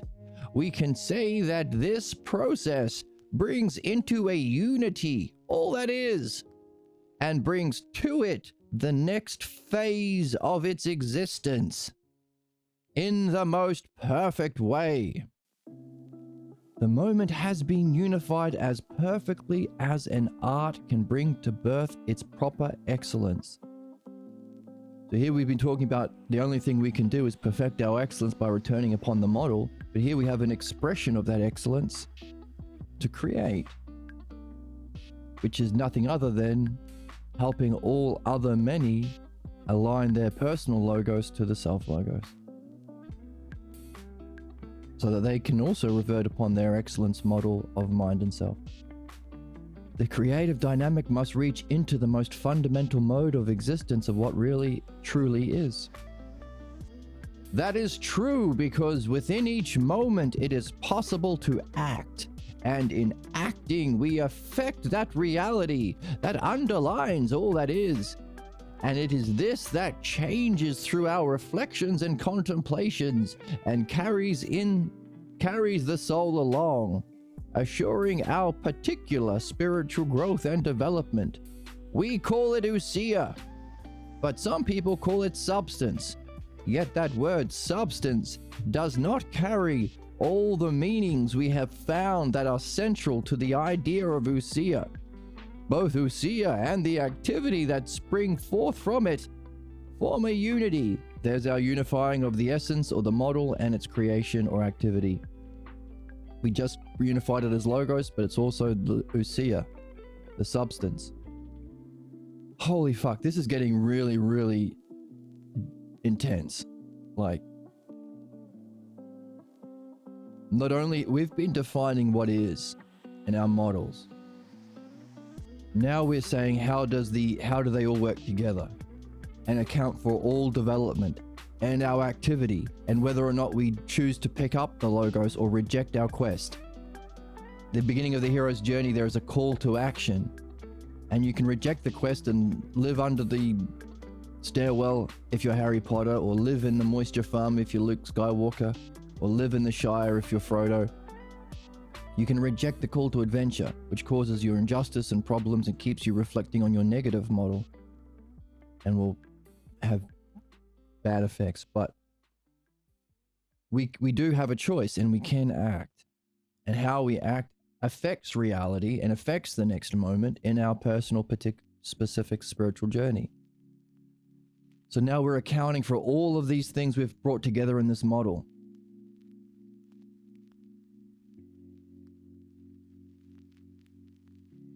It's deep stuff. We're definitely going to have to reread this again next time.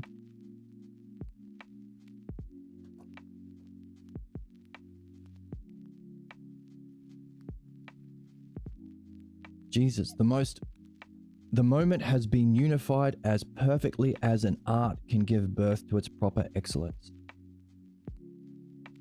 Then the creative dynamic must reach into the most fundamental mode of existence of what truly is, that qualityless gap of self. That is true because within each moment it's possible to, we read this, possible to act, and call it ousia. Ousia and the activity that springs forth it form a unity.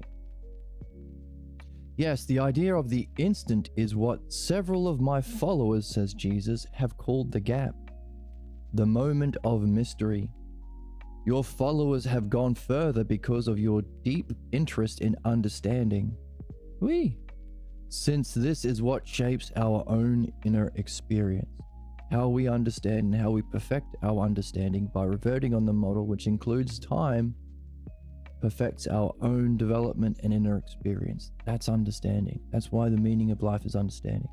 The activity we here to master, the art, understanding, dianoia, dialect.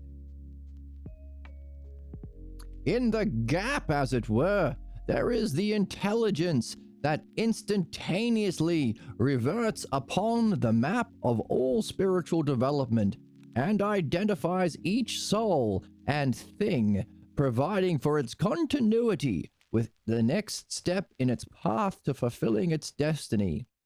So there is that map that accounts for our progress that we can move through, but also accounts for each thing, making sure this pen in the next moment is still black and not blue.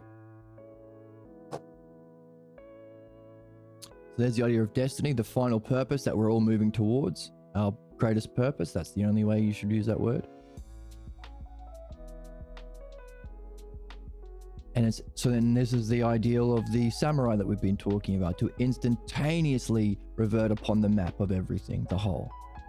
So it does seem like it is the self here reverting on the map of the whole of all parts to account for each part, to present each moment in time, each thought that you get given, and each dream that you get given when you sleep.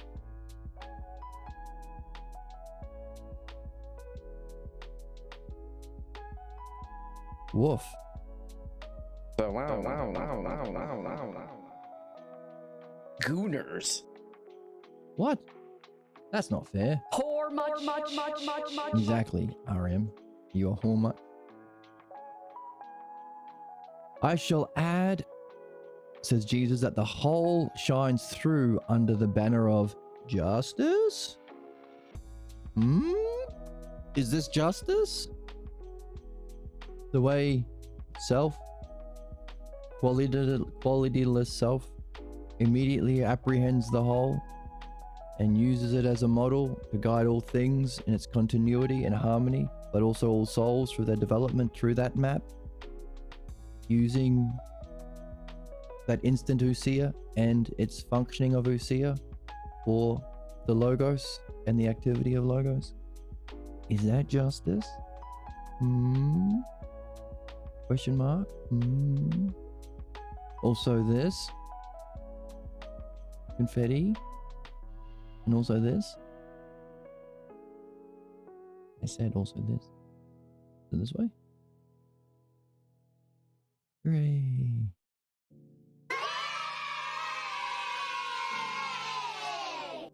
Shall we say it's justice? Yes, Jesus. That is very true, as truth is the hallmark of creation, capital T. Now, we can say that each moment has been brought into existence through a supremely vast intelligence, recursively functioning, turning about upon itself. Remember how yesterday we said the only real activity we can do is use our mind to revert upon the model of mind to gain our excellence, and also gain the model to against which we can judge anything bullshit? Well, it seems like the pure intelligence between each moment is doing that very thing that we realize is the only thing we can really do. It's recursive turning about itself, functioning in a unifying way. But also, we said, hey, that will bring about our excellence. You want to see how excellent it gets? Let's keep reading.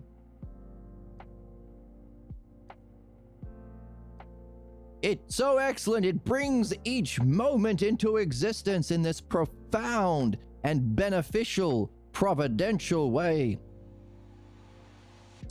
Through a supremely vast intelligence, recursively functioning in a unified way for the unfolding of the cosmos, and as such, it reflects the higher principles in every microsecond.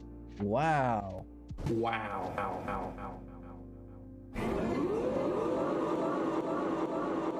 Absolutely.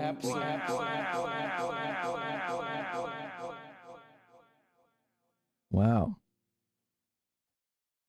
The uniting power from which it has emerged is the creative activity called ousia.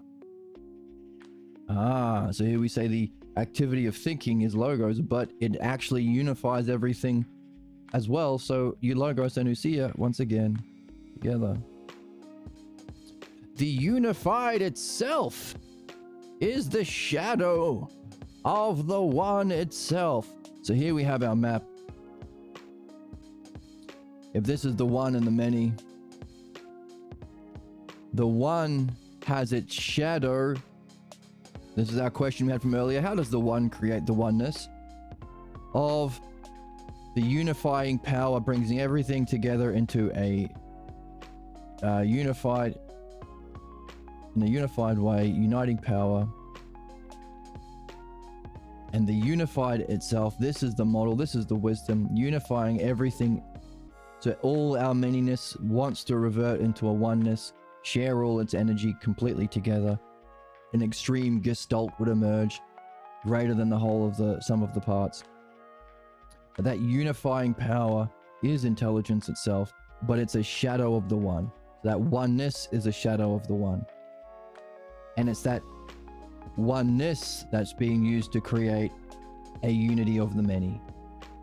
So the shadow creation here and a providential guidance through time here. Two different ways of unfolding. The oneness or pure intelligence, a shadow of the one or the self, and the many coming together into its purpose, destiny, growth, development, oneness is through choice. Our choice to do this, to see this, pay attention, to sacrifice our false model for truth, rather than belief, which sacrifices the truth for clan-based allegiance to a false model of self and reality. That's the cause of all human suffering and problems. In other words, we're doing a kind of reflection on a model at each moment anyway, instantaneously. Only the principles can reflect the injustice of belief, or, as we've seen with creation itself, every microsecond we reflect the true principles of true oneness, which itself, not even in every second, but instantaneously, because its creation is like a shadow, reflects the ultimate principles of the one self. Do you want the ultimate immediate reflection of the one self into pure intelligence? Do you want the every microsecond reflection of each of the principles of pure intelligence into the physical world for providence? Or do you want to be doing a fake version, reverting on your stupid ass parents when they pretended to be knowers? Because you love them. Because grow up. Sorry, that's a bit harsh, but fuck off, come on. It's just so irritating. It gets so irritating how irrational it is to play favorites. Not my belief, not my minister, not my rabbi. Do you have the internet? You've seen how stupid everyone else's beliefs are. Why hold out that one little edge for yours? Why not be mature and say, yeah, beliefs in principle are fucked. Not everyone's but yours. Everyone's but your parents. No, fucking everyone's. Come on. Anyway. And again, it's a choice. Your dream master might not say it that way. Actually, they might. They might give you a nightmare and say, hey, you want to grow up and drop all beliefs, all images and beliefs of yourself and reality? Sacrifice what you should sacrifice and pick up true intelligence and the true self. Maybe.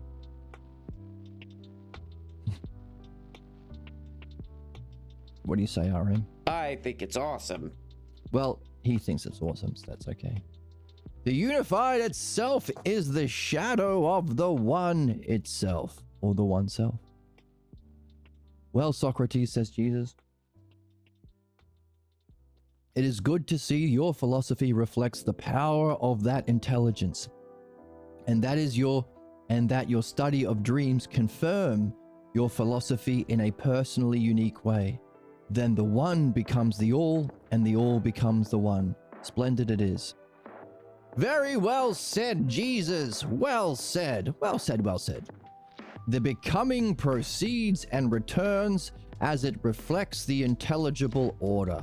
The intelligence we speak of has another name that we both enjoy hearing, and that is mind itself, is it not? So the intelligence is here, mind itself, or the wisdom of our thinking reverting upon the model all at once.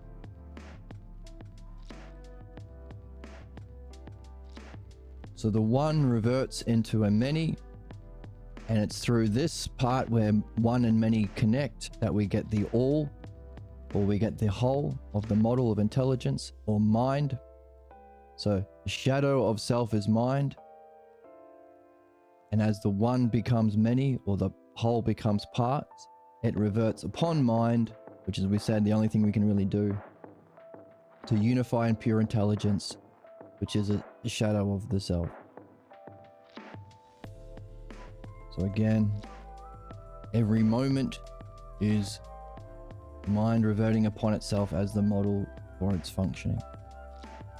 And our goal, and the one thing we can really do, because you're either doing that or you're doing it but in a fake model. Really. Very true it is, Socrates. Once more, who among your followers have come closest to advancing this philosophy? A crown needs to be placed on Damascus, but not for the highest office. He has reflected on all these philosophers we mentioned. Behind it, he saw a reality that can be expressed as the one and the unified, reflecting ousia, and the activity that has given birth to our cosmos. He expresses a high value for dreams, but had not seen how to bring them into his system of philosophy. Surely there will be others along the way that will go further. And that, my friend, is you. How do we go further than Damascus? By bringing this model of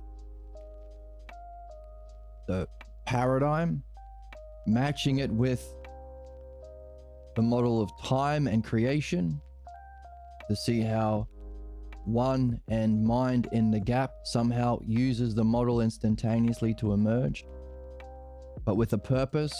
There's a direction we're going, allowing for that development. So our model that explains all human problems and the two kinds of wisdom, self-reversion, bringing it together with time, but also seeing how dreams demonstrate and prove this. Seeing how what we've said, there must be an excellence of selfhood of the dream master and self-logos of the dream master that uses that model to create every dream. You will only prove this model through dream analysis, because you will see as you do it that your parts will become unified. It has an appreciation of the whole of all of these things, the whole of perception, creation, thinking, cognitive function, but also your growth, spiritual evolution, cognitive development. And each dream itself represents what we experience in each moment. A gap of darkness and then a dream. And then the dream, this happens about 4 times a night. There's a gap and then a dream. You get 4 or 5 dreams a night, I hear. Every 90 minutes, I think.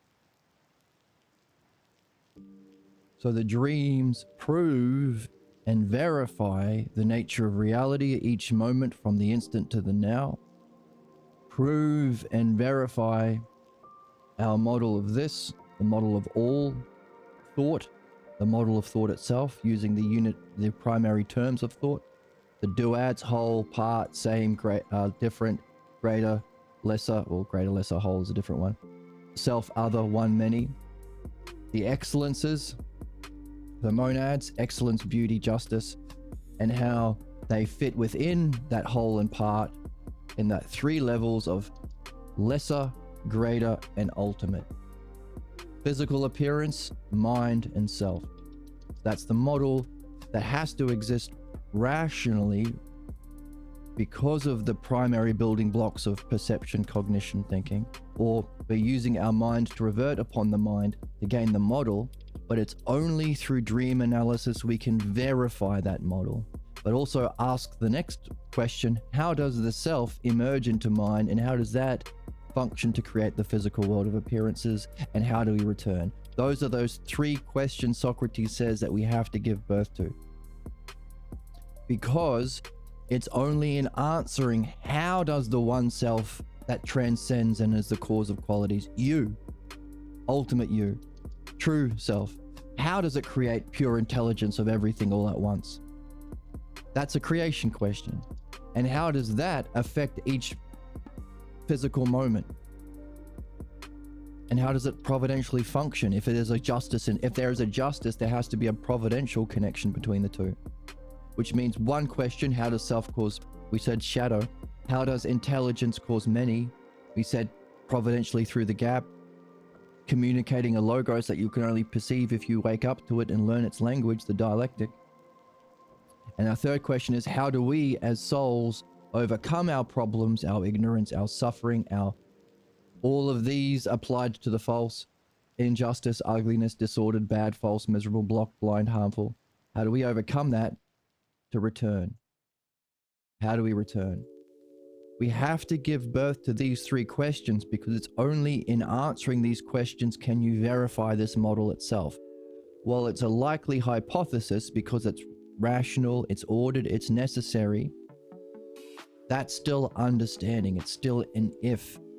You will only gain knowledge of it to verify it if you yourself raise to the level of the whole and you see it as a whole, and even emerge to the self and can use that whole, like each moment, like the dream maker, like the self logos, to providentially affect, like the physical world of Hades, like Hercules and Penelope, the ideal man and woman. So only by giving birth to this question, how does the self create mind and mind create many, or the physical? And how do we revert? You will only be able to verify this model that's rationally necessary by having these three questions, because as we just read, to carry a question is to be on a quest. And also, the only way of answering those questions is through dream analysis. So the greatest crown can be given to Damascus by recognizing what Socrates highlighted significantly in his texts, especially the Republic, or other ones as well, but that dreams are essential. So back to our lineage, which we've lost on the board. Okay. What Socrates added was dreams. Well, all of this as a rational model of the dialectic is Parmenides, giving that time thing Parmenides' third song or third hypothesis, this one. Socrates says you won't be able to verify what you've understood through Parmenides to the dialectic that Parmenides gave us, and we recreated ourselves. That's true. Unless you do dream analysis. Only then you will see how the instant emerges and returns, and what is necessary in the emptiness. But also an emptiness, but also a model. So there's emptiness and an inherent light somehow, that it somehow knows all at once. But also, as you develop your own cognitive development, you're being encouraged to revert on that same model, which is in the gap, meaning you can experience it as the brilliant light of being, as the model, but also the self, which is beyond even that, beyond qualities. But you only get there in a development through time, which is this model. So both this unfolding that would answer those three questions through time, the third song, which is answering those three questions of the unfolding of this single model. The only way of verifying those two is through dream analysis, because you're participating in all of it and you are reverting through it. It's a relationship. It would be a hallmark of the ideal love and logos relationship that Diotima shared with Socrates and with us. Making dream analysis the most important thing we can do in our singular activity of using our thinking to revert upon mind. which also means this: reverting on the self that has the mind, but also illuminating our false model, purifying our pathologos, perfecting the self-logos to meet the nature of self-logos itself. Dream analysis. Wow, isn't that neat? We've seen the necessity for dream analysis as the verification of what we can understand with the height of understanding, allowing us to not only verify our understanding, but experience the model itself. You have to develop your consciousness too, or your thinking, to prepare yourself for that insight. And then, what has the insight? In other words, you become like the dream maker, only by participating in dream analysis. It's necessary. It's the only thing that can verify it. Because it's the only thing, well, it's the communication through which you get the parts needed for this, bringing the parts to the whole. Dream analysis, the most important thing we can do. So, we could say if we wanted to add one thing to the world to make it a better place, dream analysis, every classroom, every student, before morning tea time at school. Every parliament session, dream analysis for the morning session, reading for the middle of the day session, and then making sure our laws reflect the logos in the afternoon session. For politicians, of course, because they get paid to do it, but for everybody else and the model of a loving relationship, love and logos. Pretty neat. The most important activity we then can do is dream analysis. Isn't that cool? We better get bitchin' awesome in how we do dream analysis. We better get really good at unpacking the language and listening to our dreams, therefore, seeing as it's the most important thing we can do. Pretty neat, huh? Did I mention this book's a fucking banger? Did I mention?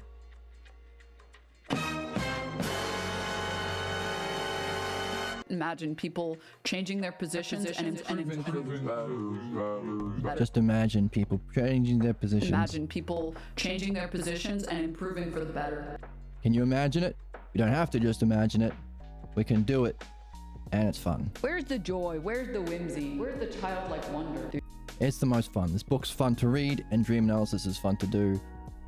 And how fun is it to answer these most important questions? Oh my god, it's so fun. I hope you're having fun, and if you are, feel free to follow on Twitch, YouTube, join the Discord, link below, donate to the channel if you want to, and PDF below, and I'll see you in the next one. Pleasant dreams. Bye.